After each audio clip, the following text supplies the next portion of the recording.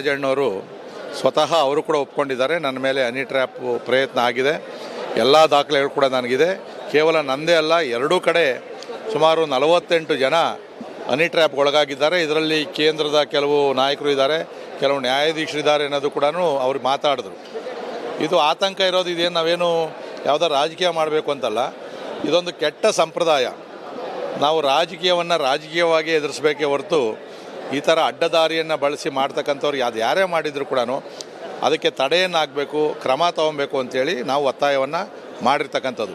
ಆದರೆ ಸರ್ಕಾರ ಅದನ್ನು ಗಂಭೀರವಾಗಿ ತಗೊಳ್ತದೆ ಅಂತಕ್ಕಂಥದ್ದು ನಮಗೇನು ಅನಿಸ್ಲಿಲ್ಲ. ಯಾಕಂದರೆ ಗೃಹ ಸಚಿವರ ಹೇಳಿಕೆ ನೋಡಿದಾಗ ನನಗಿನ್ನೂ ಮಾಹಿತಿ ಬಂದಿಲ್ಲ, ಯಾರೂ ಕಂಪ್ಲೇಂಟ್ ಕೊಟ್ಟಿಲ್ಲ, ಈ ಥರದ ಮಾತುಗಳನ್ನು ಹೇಳಿದಾಗ ಎಲ್ಲೋ ಒಂದು ಕಡೆ ಮುಚ್ಚಾಕುವಂಥ ಕೆಲಸವನ್ನು ಮಾಡ್ತಾ ಇದ್ದಾರೆ ಅಂತೇಳಿ ಅನಿಸಿ ಇವತ್ತು ನಾವು ಸರ್ಕಾರವನ್ನು ಮುಖ್ಯಮಂತ್ರಿಗಳನ್ನು ಒತ್ತಾಯ ಮಾಡಿದ್ದು ಇದರ ಬಗ್ಗೆ ಉನ್ನತವಾದಂಥ ತನಿಖೆಗೆ ಆದೇಶವನ್ನು ಕೊಡಿ ಅಂದಾಗ ಅವರು ಕೂಡ ಅದಕ್ಕೆ ಒಪ್ಪಲಿಲ್ಲ. ಬಡ್ಜೆಟನ್ನು ಓದೋಕ್ಕೆ ಶುರು ಮಾಡಿದ್ರು, ಅಂದರೆ ಅದರ ರಿಪ್ಲೈಯನ್ನು ಓದೋಕ್ಕೆ ಶುರು ಮಾಡಿದ್ರು.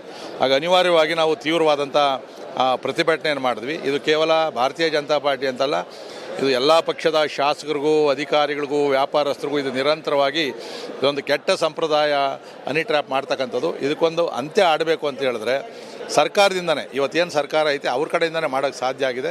ಅವ್ರು ಒಪ್ಪಲಿಲ್ಲ ಅಂದಾಗ ನಾವು ತೀವ್ರತರವಾದಂಥ ಹೋರಾಟವನ್ನು ಮಾಡಿದ್ದೀವಿ, ಇನ್ನೂ ಕೂಡ ನಾವು ಮಾಡೋರಿದ್ದೀವಿ.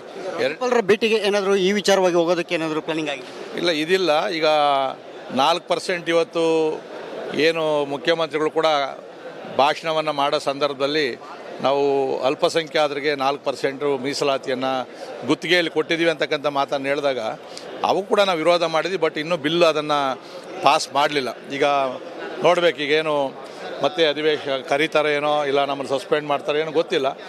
ಮುಂದಿನ ನಡೆ ನೋಡಿಕೊಂಡು ನಾವು ಮತ್ತೆ ಒಳಗಡೆ ಹೋರಾಟವನ್ನು ಮಾಡ್ತೀವಿ. ಇದಾದಮೇಲೆ ನಾವು ಈ 4% ಮೀಸಲಾತಿ ಬಗ್ಗೆ ರಾಜ್ಯಪಾಲರನ್ನು ಭೇಟಿ ಮಾಡ್ತೀವಿ. ರಾಷ್ಟ್ರ ಮಟ್ಟದಲ್ಲಿ ಏನಾದರೂ ಹನಿ ಟ್ರ್ಯಾಪ್ ವಿಚಾರ ಹೋರಾಟ ರೂಪಿಸೋದಕ್ಕೆ ಏನಾದರೂ ಸಿದ್ಧತೆಗಳು, ಪ್ಲಾನಿಂಗ್ಗಳು? ಯಾಕೆಂತಂದರೆ ಇಲ್ಲಿ ಕೇವಲ ರಾಜ್ಯದ ನಾಯಕರುಗಳು ಅಥವಾ ರಾಜ್ಯದ ಯಾರೋ ಶಾಸಕರು, ಸಚಿವರು ಅಷ್ಟೇ ಅಲ್ಲ ಭಾಗಿಯಾಗಿರ್ತಕ್ಕಂಥದ್ದು, ರಾಷ್ಟ್ರ ಮಟ್ಟದ ನಾಯಕರು ಕೂಡ ಭಾಗಿಯಾಗಿದ್ದಾರೆ ಅಂತ. ಈಗ ಪಕ್ಷಾತೀತವಾಗಿ ಯಾವ ಒಂದು ಹೋರಾಟ, ಯಾವ ರೀತಿಯ ಹೋರಾಟ ಆದರೆ ಸೂಕ್ತ ಅಂತೀರಿ ತಾವು? ಈಗ ನಮ್ಮ ರಾಜ್ಯ ನಾಯಕರು ಹೇಳಿದ್ರು, ಇದು ರಾಜ್ಯ ಮಟ್ಟದಲ್ಲಿ ಕೂಡ ನಾವು ಇದರ ಬಗ್ಗೆ ಹೋರಾಟವನ್ನು ಮಾಡ್ತೀವಿ. ಈಗ ನಿನ್ನೆ ಸಚಿವರು ಪ್ರಸ್ತಾವನೆ ಮಾಡಿರೋದ್ರಿಂದ ಅವ್ರು ಕಂಪ್ಲೇಂಟ್ ಕೊಡ್ತಾರೋ ಬಿಡ್ತಾರೋ, ಸುಮೋಟೋ ಕಂಪ್ಲೇಂಟನ್ನು ತೊಗೊಂಡು, ಯಾಕಂದರೆ ಸದನದಲ್ಲಿ ಹೇಳಿದ ಮೇಲೆ ಅದಕ್ಕೆ ರಾಜಣ್ಣವರು ಸ್ವತಃ ಅವರು ಕೂಡ ಒಪ್ಕೊಂಡಿದ್ದಾರೆ. ನನ್ನ ಮೇಲೆ ಹನಿ ಟ್ರ್ಯಾಪ್ ಪ್ರಯತ್ನ ಆಗಿದೆ, ಎಲ್ಲ ದಾಖಲೆಗಳು ಕೂಡ ನನಗಿದೆ. ಕೇವಲ ನಂದೇ ಅಲ್ಲ, ಎರಡೂ ಕಡೆ ಸುಮಾರು 48 ಜನ ಹನಿ ಟ್ರ್ಯಾಪ್ ಒಳಗಾಗಿದ್ದಾರೆ. ಇದರಲ್ಲಿ ಕೇಂದ್ರದ ಕೆಲವು ನಾಯಕರು ಇದ್ದಾರೆ, ಕೆಲವು ನ್ಯಾಯಾಧೀಶರಿದ್ದಾರೆ ಅನ್ನೋದು ಕೂಡ ಅವ್ರು ಮಾತಾಡಿದ್ರು. ಇದು ಆತಂಕ ಇರೋದು ಇದೇನು ನಾವೇನು ಯಾವುದೋ ರಾಜಕೀಯ ಮಾಡಬೇಕು ಅಂತಲ್ಲ, ಇದೊಂದು ಕೆಟ್ಟ ಸಂಪ್ರದಾಯ. ನಾವು ರಾಜಕೀಯವನ್ನು ರಾಜಕೀಯವಾಗಿ ಎದುರಿಸಬೇಕೇ ಹೊರತು ಈ ಥರ ಅಡ್ಡದಾರಿಯನ್ನು ಬಳಸಿ ಮಾಡ್ತಕ್ಕಂಥವ್ರು ಯಾರೇ ಮಾಡಿದರೂ ಕೂಡ ಅದಕ್ಕೆ ತಡೆಯನ್ನು ಹಾಕಬೇಕು, ಕ್ರಮ ತಗೊಬೇಕು ಅಂತೇಳಿ ನಾವು ಒತ್ತಾಯವನ್ನು ಮಾಡಿರ್ತಕ್ಕಂಥದ್ದು. ಆದರೆ ಸರ್ಕಾರ ಅದನ್ನು ಗಂಭೀರವಾಗಿ ತಗೊಳ್ತದೆ ಅಂತಕ್ಕಂಥದ್ದು ನಮಗೇನು ಅನಿಸ್ಲಿಲ್ಲ. ಯಾಕಂದರೆ ಗೃಹ ಸಚಿವರ ಹೇಳಿಕೆ ನೋಡಿದಾಗ ನನಗಿನ್ನೂ ಮಾಹಿತಿ ಬಂದಿಲ್ಲ, ಯಾರೂ ಕಂಪ್ಲೇಂಟ್ ಕೊಟ್ಟಿಲ್ಲ, ಈ ಥರದ ಮಾತುಗಳನ್ನು ಹೇಳಿದಾಗ ಎಲ್ಲೋ ಒಂದು ಕಡೆ ಮುಚ್ಚಾಕುವಂಥ ಕೆಲಸವನ್ನು ಮಾಡ್ತಾ ಇದ್ದಾರೆ ಅಂತೇಳಿ ಅನಿಸಿ ಇವತ್ತು ನಾವು ಸರ್ಕಾರವನ್ನು ಮುಖ್ಯಮಂತ್ರಿಗಳನ್ನು ಒತ್ತಾಯ ಮಾಡಿದ್ದು ಇದರ ಬಗ್ಗೆ ಉನ್ನತವಾದಂಥ ತನಿಖೆಗೆ ಆದೇಶವನ್ನು ಕೊಡಿ ಅಂದಾಗ ಅವರು ಕೂಡ ಅದಕ್ಕೆ ಒಪ್ಪಲಿಲ್ಲ. ಬಡ್ಜೆಟನ್ನು ಓದೋಕ್ಕೆ ಶುರು ಮಾಡಿದ್ರು, ಅಂದರೆ ಅದರ ರಿಪ್ಲೈಯನ್ನು ಓದೋಕ್ಕೆ ಶುರು ಮಾಡಿದ್ರು. ಆಗ ಅನಿವಾರ್ಯವಾಗಿ ನಾವು ತೀವ್ರವಾದಂಥ ಪ್ರತಿಭಟನೆಯನ್ನು ಮಾಡಿದ್ವಿ. ಇದು ಕೇವಲ ಭಾರತೀಯ ಜನತಾ ಪಾರ್ಟಿ ಅಂತಲ್ಲ, ಇದು ಎಲ್ಲ ಪಕ್ಷದ ಶಾಸಕರಿಗೂ, ಅಧಿಕಾರಿಗಳಿಗೂ, ವ್ಯಾಪಾರಸ್ಥರಿಗೂ ಇದು ನಿರಂತರವಾಗಿ ಇದೊಂದು ಕೆಟ್ಟ ಸಂಪ್ರದಾಯ ಹನಿ ಟ್ರ್ಯಾಪ್ ಮಾಡ್ತಕ್ಕಂಥದ್ದು. ಇದಕ್ಕೊಂದು ಅಂತ್ಯ ಆಡಬೇಕು ಅಂತ ಹೇಳಿದ್ರೆ ಸರ್ಕಾರದಿಂದನೇ, ಇವತ್ತೇನು ಸರ್ಕಾರ ಐತೆ ಅವ್ರ ಕಡೆಯಿಂದನೇ ಮಾಡೋಕ್ಕೆ ಸಾಧ್ಯ ಆಗಿದೆ. ಅವ್ರು ಒಪ್ಪಲಿಲ್ಲ ಅಂದಾಗ ನಾವು ತೀವ್ರತರವಾದಂಥ ಹೋರಾಟವನ್ನು ಮಾಡಿದ್ದೀವಿ, ಇನ್ನೂ ಕೂಡ ನಾವು ಮಾಡೋರಿದ್ದೀವಿ.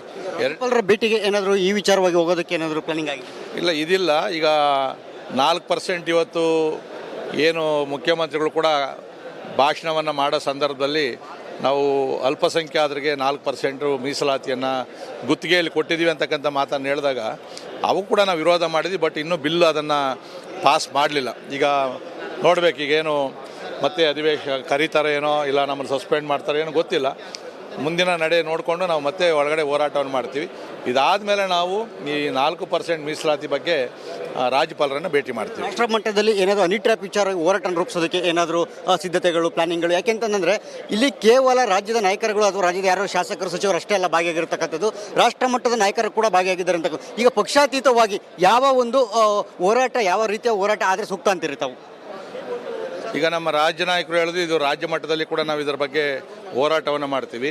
ಈಗ ನಿನ್ನೆ ಸಚಿವರು ಪ್ರಸ್ತಾವನೆ ಮಾಡಿರೋದ್ರಿಂದ ಅವ್ರು ಕಂಪ್ಲೇಂಟ್ ಕೊಡ್ತಾರೋ ಬಿಡ್ತಾರೋ ಸುಮೋಟೋ ಕಂಪ್ಲೇಂಟನ್ನು ತೊಗೊಂಡು, ಯಾಕಂದರೆ ಸದನದಲ್ಲಿ ಹೇಳಿದ್ಮೇಲೆ ಅದಕ್ಕೆ ಜಣ್ಣವರು ಸ್ವತಃ ಅವರು ಕೂಡ ಒಪ್ಕೊಂಡಿದ್ದಾರೆ. ನನ್ನ ಮೇಲೆ ಹನಿ ಟ್ರ್ಯಾಪ್ ಪ್ರಯತ್ನ ಆಗಿದೆ, ಎಲ್ಲ ದಾಖಲೆಗಳು ಕೂಡ ನನಗಿದೆ. ಕೇವಲ ನಂದೇ ಅಲ್ಲ, ಎರಡೂ ಕಡೆ ಸುಮಾರು 48 ಜನ ಹನಿ ಟ್ರ್ಯಾಪ್ಗೆ ಒಳಗಾಗಿದ್ದಾರೆ. ಇದರಲ್ಲಿ ಕೇಂದ್ರದ ಕೆಲವು ನಾಯಕರು ಇದ್ದಾರೆ, ಕೆಲವು ನ್ಯಾಯಾಧೀಶರಿದ್ದಾರೆ ಅನ್ನೋದು ಕೂಡ ಅವ್ರು ಮಾತಾಡಿದ್ರು. ಇದು ಆತಂಕ ಇರೋದು, ಇದೇನು ನಾವೇನು ಯಾವುದೋ ರಾಜಕೀಯ ಮಾಡಬೇಕು ಅಂತಲ್ಲ, ಇದೊಂದು ಕೆಟ್ಟ ಸಂಪ್ರದಾಯ. ನಾವು ರಾಜಕೀಯವನ್ನು ರಾಜಕೀಯವಾಗಿ ಎದುರಿಸಬೇಕೇ ಹೊರತು ಈ ಥರ ಅಡ್ಡದಾರಿಯನ್ನು ಬಳಸಿ ಮಾಡ್ತಕ್ಕಂಥವ್ರು ಯಾರೇ ಮಾಡಿದರೂ ಕೂಡ ಅದಕ್ಕೆ ತಡೆಯನ್ನು ಹಾಕಬೇಕು, ಕ್ರಮ ತಗೊಬೇಕು ಅಂತೇಳಿ ನಾವು ಒತ್ತಾಯವನ್ನು ಮಾಡಿರ್ತಕ್ಕಂಥದ್ದು.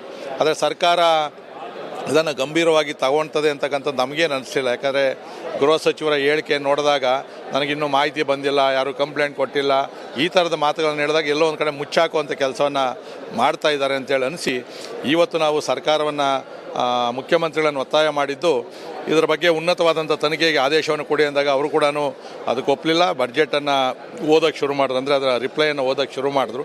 ಆಗ ಅನಿವಾರ್ಯವಾಗಿ ನಾವು ತೀವ್ರವಾದಂಥ ಪ್ರತಿಭಟನೆಯನ್ನು ಮಾಡಿದ್ವಿ. ಇದು ಕೇವಲ ಭಾರತೀಯ ಜನತಾ ಪಾರ್ಟಿ ಅಂತಲ್ಲ, ಇದು ಎಲ್ಲ ಪಕ್ಷದ ಶಾಸಕರಿಗೂ, ಅಧಿಕಾರಿಗಳಿಗೂ, ವ್ಯಾಪಾರಸ್ಥರಿಗೂ ಇದು ನಿರಂತರವಾಗಿ ಇದೊಂದು ಕೆಟ್ಟ ಸಂಪ್ರದಾಯ ಹನಿ ಟ್ರ್ಯಾಪ್ ಮಾಡ್ತಕ್ಕಂಥದ್ದು. ಇದಕ್ಕೊಂದು ಅಂತ್ಯ ಆಡಬೇಕು ಅಂತ ಹೇಳಿದ್ರೆ ಸರ್ಕಾರದಿಂದನೇ, ಇವತ್ತೇನು ಸರ್ಕಾರ ಐತೆ ಅವ್ರ ಕಡೆಯಿಂದನೇ ಮಾಡೋಕ್ಕೆ ಸಾಧ್ಯ ಆಗಿದೆ.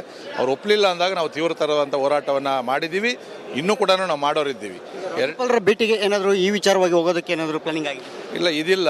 ಈಗ 4% ಇವತ್ತು ಏನು ಮುಖ್ಯಮಂತ್ರಿಗಳು ಕೂಡ ಭಾಷಣವನ್ನು ಮಾಡೋ ಸಂದರ್ಭದಲ್ಲಿ ನಾವು ಅಲ್ಪಸಂಖ್ಯಾತರಿಗೆ 4% ಮೀಸಲಾತಿಯನ್ನು ಗುತ್ತಿಗೆಯಲ್ಲಿ ಕೊಟ್ಟಿದ್ದೀವಿ ಅಂತಕ್ಕಂಥ ಮಾತನ್ನು ಹೇಳಿದಾಗ ಅವು ಕೂಡ ನಾವು ವಿರೋಧ ಮಾಡಿದ್ವಿ. ಬಟ್ ಇನ್ನೂ ಬಿಲ್ ಅದನ್ನು ಪಾಸ್ ಮಾಡಲಿಲ್ಲ. ಈಗ ನೋಡಬೇಕು, ಈಗೇನು ಮತ್ತೆ ಅಧಿವೇಶನ ಕರೀತಾರೆ ಏನೋ, ಇಲ್ಲ ನಮ್ಮನ್ನು ಸಸ್ಪೆಂಡ್ ಮಾಡ್ತಾರೆ ಏನೋ ಗೊತ್ತಿಲ್ಲ. ಮುಂದಿನ ನಡೆ ನೋಡಿಕೊಂಡು ನಾವು ಮತ್ತೆ ಒಳಗಡೆ ಹೋರಾಟವನ್ನು ಮಾಡ್ತೀವಿ. ಇದಾದಮೇಲೆ ನಾವು ಈ 4% ಮೀಸಲಾತಿ ಬಗ್ಗೆ ರಾಜ್ಯಪಾಲರನ್ನು ಭೇಟಿ ಮಾಡ್ತೀವಿ. ರಾಷ್ಟ್ರ ಮಟ್ಟದಲ್ಲಿ ಏನಾದರೂ ಹನಿ ಟ್ರ್ಯಾಪ್ ವಿಚಾರವಾಗಿ ಹೋರಾಟ ರೂಪಿಸೋದಕ್ಕೆ ಏನಾದರೂ ಸಿದ್ಧತೆಗಳು, ಪ್ಲಾನಿಂಗ್ಗಳು? ಯಾಕೆಂತಂದರೆ ಇಲ್ಲಿ ಕೇವಲ ರಾಜ್ಯದ ನಾಯಕರುಗಳು ಅಥವಾ ರಾಜ್ಯದ ಯಾರೋ ಶಾಸಕರು, ಸಚಿವರು ಅಷ್ಟೇ ಎಲ್ಲ ಭಾಗಿಯಾಗಿರ್ತಕ್ಕಂಥದ್ದು, ರಾಷ್ಟ್ರ ಮಟ್ಟದ ನಾಯಕರು ಕೂಡ ಭಾಗಿಯಾಗಿದ್ದಾರೆ ಅಂತ. ಈಗ ಪಕ್ಷಾತೀತವಾಗಿ ಯಾವ ಒಂದು ಹೋರಾಟ, ಯಾವ ರೀತಿಯ ಹೋರಾಟ ಆದರೆ ಸೂಕ್ತ ಅಂತೀರಿ ತಾವು? ಈಗ ನಮ್ಮ ರಾಜ್ಯ ನಾಯಕರು ಹೇಳಿದ್ರು, ಇದು ರಾಜ್ಯ ಮಟ್ಟದಲ್ಲಿ ಕೂಡ ನಾವು ಇದರ ಬಗ್ಗೆ ಹೋರಾಟವನ್ನು ಮಾಡ್ತೀವಿ.